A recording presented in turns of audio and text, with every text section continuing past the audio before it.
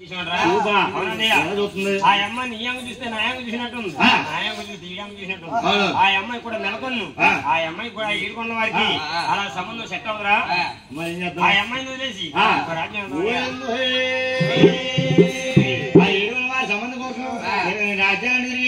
తూర్పు పడమర ఉత్తర దక్షిణ నేపాలి అరాఠీ మరాఠీ భూమి భూలోకం కూడా అలా తప్పని రాజ్యాలు తిరిగాయి.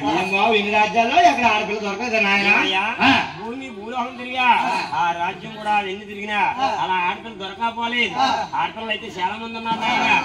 అంటే ఏడుకొండల వారికి ఈడెవరితే జూడెవరలేదు, జూడెవరితే ఈడెవరలేదు, కట్నం ఎవరితే కన్య ఎవరలేదు, కన్య ఎవరితే కట్నం ఎవరలేదు. అలా తిరిగి తిరిగి రాజు ఒళ్ళు అలిసిపోక చూడ అలా ఉండిపోయా.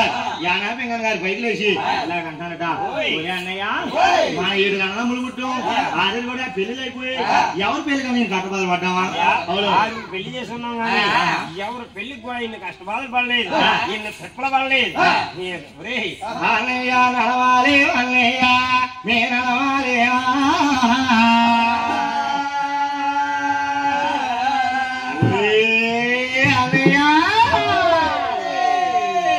అన్నయ్య మాకు నడిచేది కాలగిరా అన్నయ్య రత్తాలు వచ్చు